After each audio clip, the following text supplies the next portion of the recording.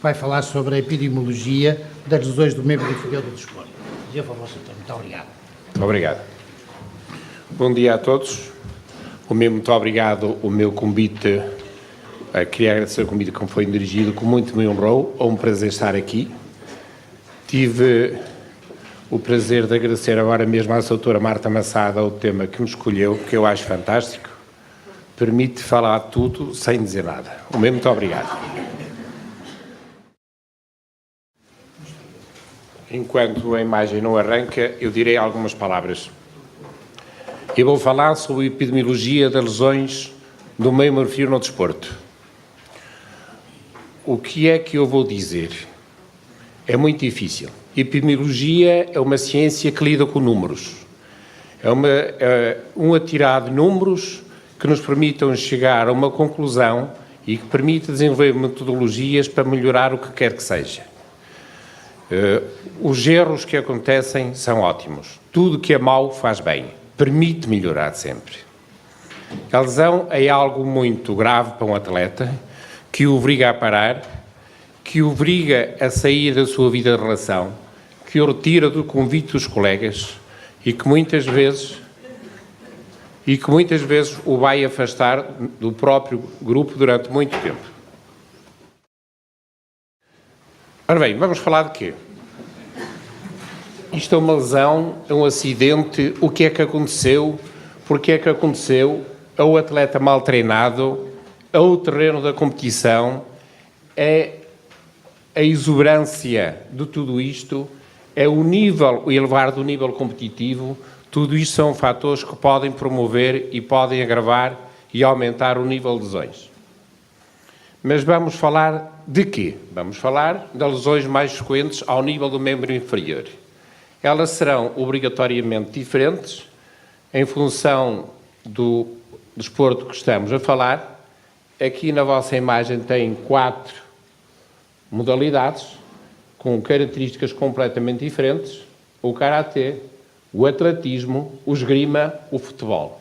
Equipamentos totalmente diferentes, condições totalmente diferentes, com a presença do árbitro, como vão ver, que agrava o número de lesões ou que pode ser o fator fundamental da diminuição do número de lesões. O maior acontecimento desportivo do mundo são os Jogos Olímpicos. Os Jogos Olímpicos de Verão em Londres tiveram 7% de atletas que se retiraram da competição por lesões, mais 4% por doença. O segundo maior acontecimento desportivo do mundo é o Campeonato do Mundo de Futebol.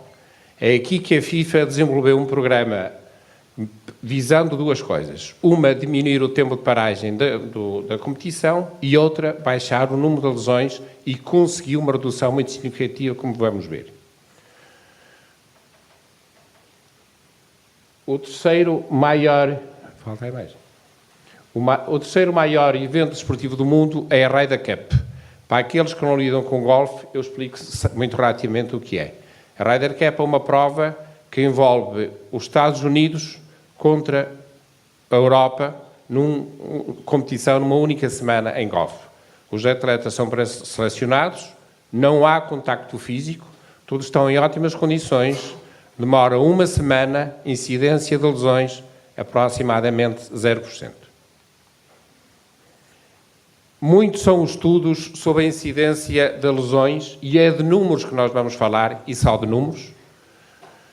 Vemos aqui uma das estatísticas mais, digamos, habituais da incidência de lesões, e veem que no futebol, e é de futebol que estamos a falar, a maior incidência de lesões é ao nível do membro inferior.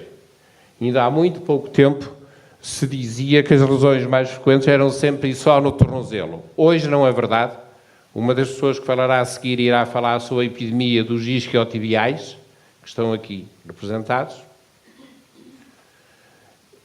A epidemiologia de lesões tem muitos trabalhos publicados.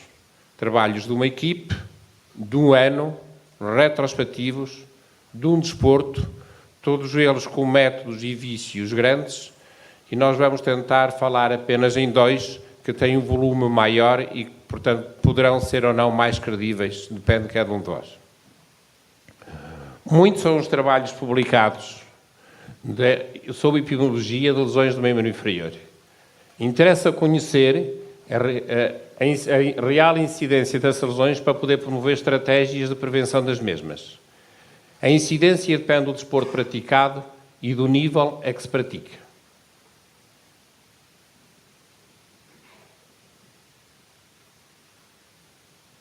Há aqui qualquer coisa que não está a correr bem. Vamos ao seguinte.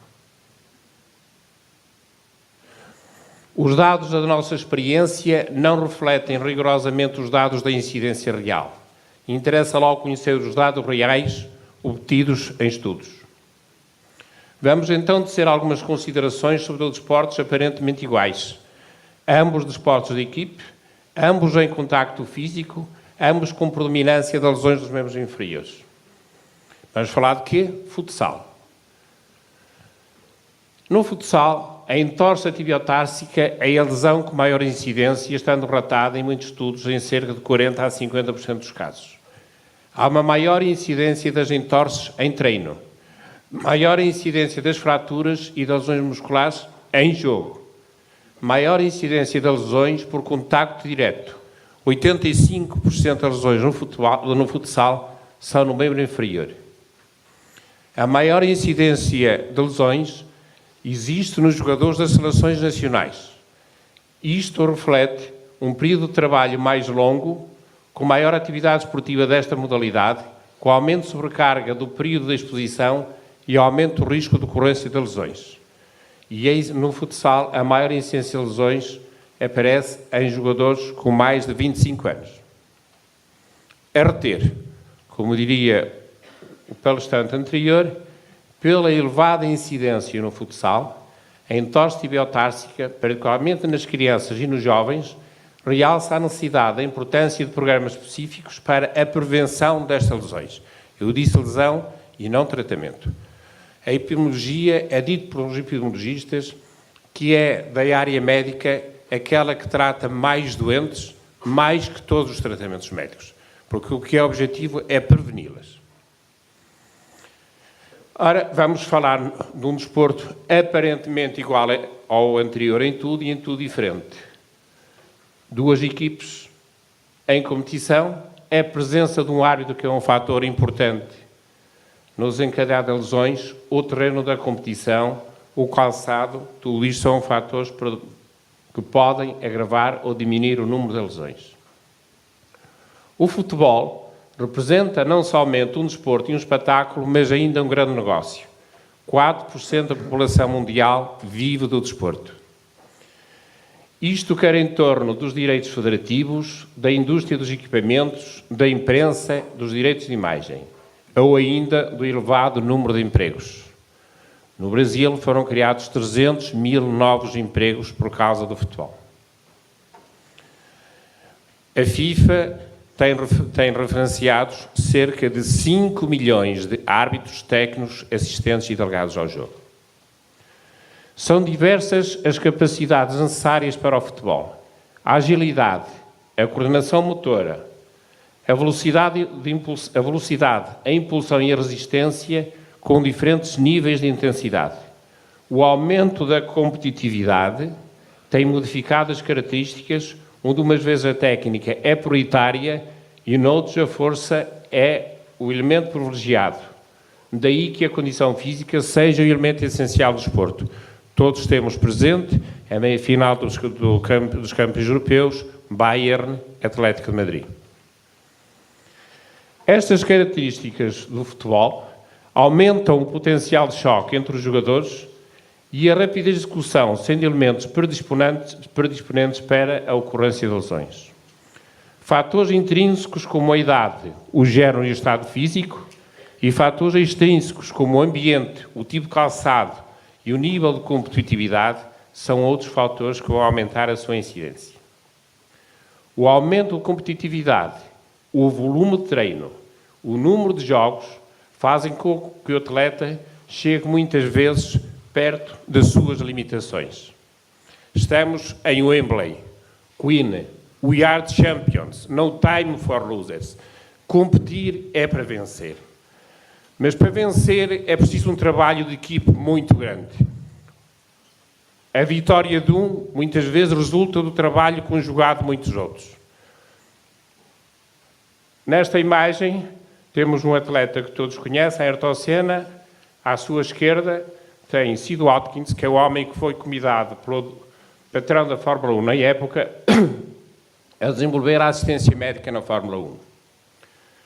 Ele, depois de muitas dificuldades, aceitou, promoveu e passou a ter convidados na Fórmula 1. Ele tem como convidado um diretor de um serviço de cirurgia torácica que só lhe quer pedir uma coisa, quer que o deixe ir à boxe da Honda. Ele vai à boxe da Honda, encosta-se a um canto, não fala, sai perfeitamente siderado e pede a Sid Watkins só uma coisa: faça-me um favor, tudo custar eu pago.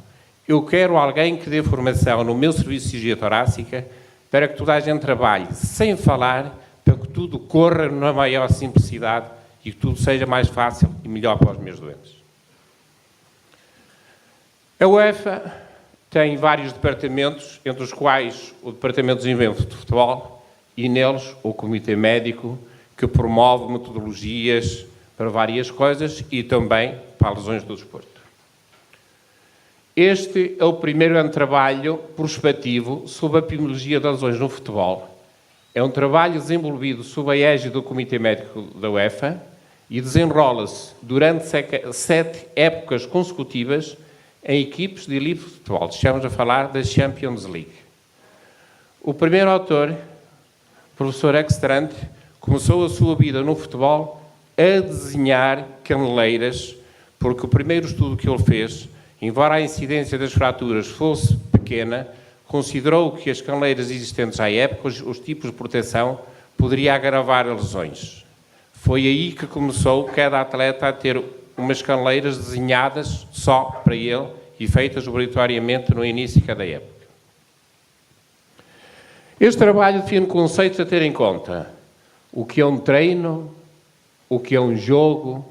Um treino será toda a ação de equipe que envolve a atividade física e a supervisão do treinador.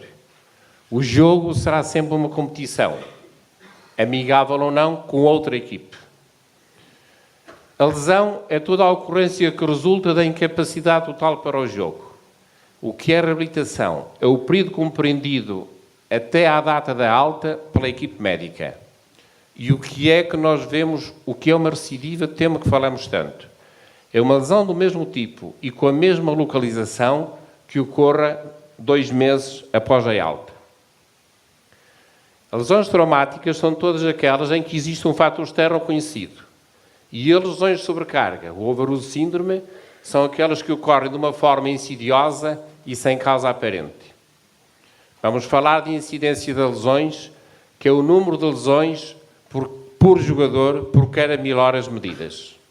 E vamos classificar as lesões no futebol em 4 graus. E a nossa classificação é uma classificação de números. Tem única e simples a ver com o tempo de paragem. Vamos classificá-las em muito leves, moderadas ou graves. E vamos desde 1 a mais de 28 dias. Este trabalho desenvolveu-se em 556 mil horas, das quais 91 mil horas em jogo. Foi desenvolvido nas diferentes equipes e a equipe tipo tinha 25 jogadores, mediu 162 treinos em média por equipe e 34 jogos por cada equipe. Daí resultaram 4.483 lesões, das quais 57% em competição e 43% em treino. Estas são as equipes participantes.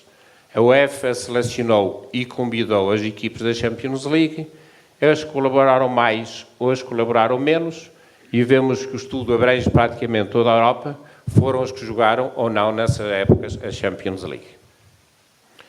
Voltando ao slide anterior, temos duas equipes portuguesas. E então, o que é que aconteceu? O tema é a lesão dos membros inferiores. Vemos aqui que a maior incidência no futebol é sempre nos membros inferiores. Alguns com números assustadores e com números assustadores ainda os que têm maior gravidade com mais de 28 dias. Vemos que as lesões da anca, da coxa, do joelho, tornozelo, etc., atingem uma predominância muito grande. Como diriam as pessoas da educação física, o futebol joga-se com o treino inferior. E quais foram essas lesões? Bastantes fraturas, muitas entorses, muitas lesões tendinosas, muitas lesões meniscais e muitas lesões musculares. À direita, vemos aquelas que levaram mais tempo para recuperar. Vemos que as lesões musculares, a grande maioria delas recuperou em menos de 28 dias. E que as fraturas, apesar de terem uma menor incidência, tiveram um tempo de cura bastante elevado. Este número é difícil de explicar, nomeadamente para os cirurgiões artroscópicos, porque as lesões dos meniscos tiveram um tempo, 73 delas tiveram um tempo superior a 28 dias. E elas ocorreram quando? Ocorreram predominantemente no segundo quarto de hora da primeira parte e ocorreram predominantemente no terceiro quarto de hora da primeira parte e no segundo quarto de hora da segunda parte. Todos nós dizemos que as lesões sobem exponencialmente até ao fim do jogo. Este estudo diz-nos que não é rigorosamente assim. E durante o ano, quando é que houve lesões? As lesões de sobrecarga têm uma maior, aqui representadas, atacejado, têm uma maior incidência no princípio da época. As lesões traumáticas praticamente têm o mesmo nível durante toda a época competitiva, caindo logicamente no fim da competição e caem em dezembro, janeiro. Menor jogos, menor competição, paragem de jogos, estas são as lesões do jogo. E por cada 1000 horas, o que é que aconteceu? Tivemos um número mais ou menos constante. Ou seja, este trabalho diz-nos que é facilmente previsível, lendo os números, admitir quantas lesões está a cada equipe, que gravidade elas serão e que tipo de lesões serão. Não estamos a ler números, nem ontem foi sexta-feira 13, nem estamos a falar no dia 12, que é o número, nem estamos a falar no dia 12, que é o número feliz para toda a gente. Cada equipe teve em média 25 lesões e teve em média 2 lesões por jogador. A predominância das lesões foi de 87%, predominaram as lesões musculares, as lesões ligamentares e as contusões. A incidência das lesões é mais elevada durante o jogo do que durante o treino. E a incidência de lesões, isto é uma filosofia, aumenta gradualmente com o tempo em cada uma das partes. Este estudo disse-nos que 17% ocorreram ao nível da coxa, neste outro temos um número elevado, os isquiotibiais com 12%, o quadricípede apenas com 5%, os adutores com 5%, logicamente que se fôssemos para as bailarinas este número seria extremamente elevado. O joelho com 5%, o tornozelo com 7%. Vemos aqui 2 estudos completamente diferentes, com números aparentemente diferentes.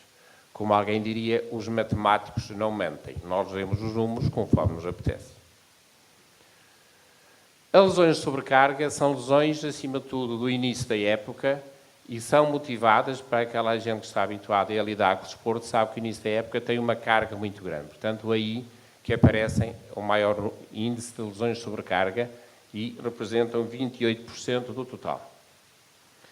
Quanto às lesões em jogo, 15% ocorreram em torce do tornozelo, 10% contusões da coxa e 9% em torce do joelho. A imagem de baixo pretende dar-vos um exemplo de cada uma destas lesões. Estas serão as imagens de maior impacto. São as imagens, felizmente, cada vez menos frequentes, traumatismo direto, traumatismo violento e uma deformidade grande, como vemos aqui. Seguinte, as fraturas têm uma maior incidência durante o jogo e resultam habitualmente em traumatismo direto. São lesões de que resulta uma recuperação habitualmente mais demorada. Van Dijk e Ekstrand, em 2013, publicaram um estudo desenvolvido em 64 equipes da elite do futebol europeu, onde relatam 13.727 lesões, das quais apenas 0,5% serão fraturas. Uma incidência muito baixa de fraturas. E então a fratura da base do quinto metatarsiano, de que tanto ouvimos falar. Neste estudo, prevê-se que cada equipe de elite do futebol europeu tenha uma fratura da base do quinto em cada 5 anos. O que fazer? Melhores regimes de treino e planeamento de esforço ao longo de toda a época poderão diminuir a incidência das lesões. Isto é, filosofar. A melhor forma de diminuir as lesões durante o jogo é diminuir o contacto físico. Em alguns não é possível. A FIFA promoveu um trabalho nos campeonatos do mundo desde a partir de 2002 com 2 grandes objetivos: diminuir a paragem do tempo de jogo e diminuir a incidência de lesões. O certo é que só com estes 2 vetores, com a arbitragem mais severa e a promoção do fair play, diminuiu a incidência de lesões em 37%, que neste momento está aproximadamente 2,7% de cada jogo. Sem alterações na incidência de lesões por sobrecarga. Estas não acontecem durante a fase final do Campeonato do Mundo. Conclusão. A análise da incidência dos fatores de risco e das lesões desportivas pode permitir o desenvolvimento de programas para diminuir a incidência e a gravidade das lesões. Muito obrigado.